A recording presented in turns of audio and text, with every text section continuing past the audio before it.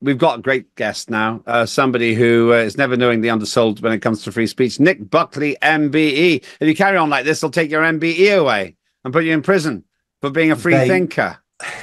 They may do, but do you know what? Sometimes you have to take the rough with the smooth. I'd rather die on my feet than live on my knees.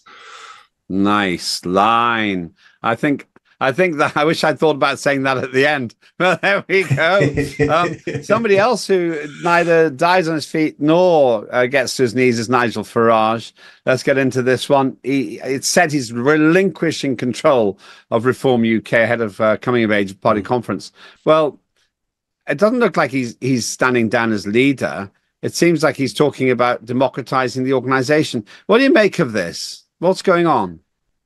This has been one of the criticisms of Reform since the day they started. Well, even before that, this was one of the criticisms of the Brexit Party, that it wasn't a proper political party. It was owned by one or two people, and they could do what they want. For Reform going forward, I mean, they've been saying this for a while now, that the party will be democratised, because that has to going forward if they want to be a large political party making headway in this country. And it looks like that's what they're going to be doing this year. It has to be done, otherwise they'll always be accused of not being democratic. It's a huge task. I created a totally reformed Welsh Liberal Democrats, which is one of the nations of the UK, and it was really successful. But it was an absolute full-time job going round, and Wales has only got 3 million people, 3.5 million. And I literally spent every weekend, almost every night, just going round and round and round. Now, it paid off, but it was exhausting and it wasn't glamorous. Can Reform UK really do that in a country of 70 million people by 2029, or really in large part by the next local elections, which is about 8 months away? For the local elections, absolutely not. It's just too big a job to do it in 8 months. By the next elections, I'm sure they can, if they've had the investment of money. I seen an advertisement the other day, I think it was sent to me actually, new jobs, paid jobs at Reform UK, working for the party, regional managers, things like that. So they are trying to put the infrastructure in place.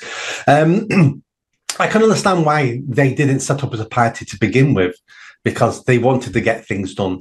And as you know, if you start up a democratic, everyone has a right to vote, it's hard to get anything done at the beginning because everyone's got different opinions.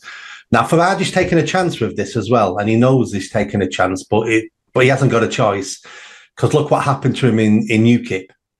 He got basically voted out, and this can happen with Reform UK.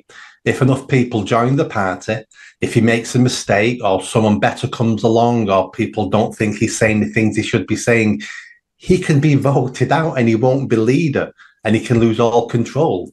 But if you're in this for the long term and you're in it for the best of the country, this is the chance you're going to have to take. We shall see. They've got their conference this weekend. It'll be fascinating to learn how they get on with their constitution, which is a large part of what they're talking about. I am still surprised, and from a academic point of view, concerned that they got rid of some of their best generals in the process. I had Anne Widdecombe and Ben Habib, Ben losing his position as deputy, as leader of the party, I think. I thought they've made a valiant effort to defend it, but we'll see what happens. Somebody else who's tried to make I think has made a pathetic effort to defend his actions is the Prime Minister, as usual, Kier Starmer, who has defended taking a freebie at the Arsenal football stadium by saying, if I stood at the stands, it would cost the taxpayer a fortune. Now, let me put it to you, Nick. If he's going to take the Arsenal box, why doesn't he pay for it? Why doesn't he pay for it? If he's so worried about wasting taxpayers' money, he's on 400 grand a year. Or maybe I'm being unfair. What do you think, Nick? Well, first of all, on behalf of Spit Image, I'd like to say that was a hell of a impression of Keir Starmer. So you know where you could end up now after you leave this station. You know, you could be on Spitting Image doing the voices. Secondly, he he's just getting worse and worse, isn't he? I'm taking these freebies not because I want to, but because it's saving the taxpayer money. It's a little bit like the man who says, you know, I didn't want to rape her, but did you see the skirt she had on? It's excuse after excuse after excuse. This freebies, this whole scandal now of everything we're finding out, is worse than anything he's done. It's worse than locking up the political prisoners. It's worse than freezing pensioners to death, because all of them you could explain away by he didn't understand, he's made a mistake, these are difficult choices. And this one is all down to morality.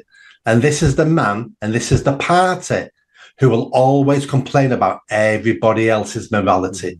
But the second they get into power, their noses are in the trough, just like everybody else's. This is enough to bring him down. Let me tell you the prices. Arsenal advertised the cost of these boxes per game as £8,750. So why doesn't he pay £8,750 then? Or some proportion if there's 6 of them in the box? Why don't you give them 1,500 quid? Why should he get it for nothing? It's just, it beggars belief that he's so stupid that he doesn't think people like us should make that calculation. He should get it for nothing under certain circumstances. If he's going to meet and have a conversation with a union leader, if he's going to have a conversation with a new CEO of Amazon about bringing jobs to the UK, they should be paid for, probably by the government, actually, because it's part of his work. If he's going to watch Arsenal play because he's an Arsenal fan, then not only should it not be paid for, he should not be accepting gifts which can be interpreted as bribes. Never should be taking that. And I'm talking about any politician here. I have to say, his behaviour is just incomprehensible to me. He's meant to be a bad of the people, and he's meant to be a toolmaker's son, going on and on and on about his working class credentials. Well, he doesn't live a working class life, does he? He's willing to live it up at 400,000 a year, while taking winter fuel pension payments away from pensioners. Unbelievable. Of course, he's also willing to spend money on wars abroad. I'm not sure how many people in this country would vote yes in a referendum to supporting Ukraine these days. The other war that's going on, Israel stepping up airstrikes against Hezbollah targets in Lebanon. Israel hasn't exactly fated itself in glory this week. Very clever tech to make pagers and walkie-talkies blow up. But Hezbollah's pretty well armed. It is a very effective army. How do you think Netanyahu's doing? The Middle East and this conflict is too complicated for me to even think I understand what's going on there. The new attacks with the pagers and the walkie-talkies was brilliant. Something straight out of James Bond. It's the sort of thing where the villain is stroking a cat going, oh, I'm going to kill all my enemies at the same time. If you'd have said this to me 2 months ago, I'd have said, you're losing your mind. This would never happen. But hey, it's happened. So that, regardless if it's right or wrong, was absolutely amazing.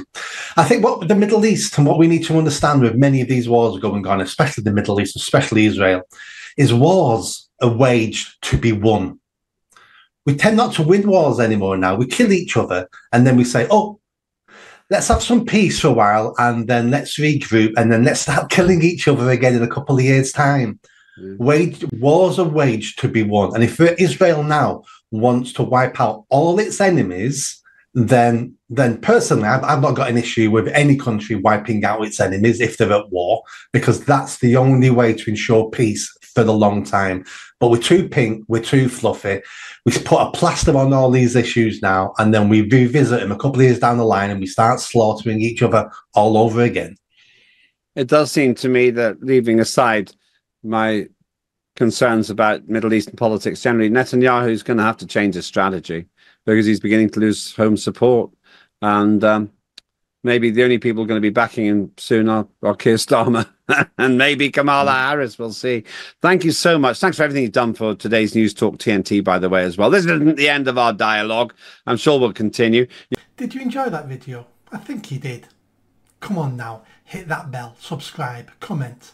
Let's build this channel. I need more followers. I need more subscribers. Be part of the journey. See you soon.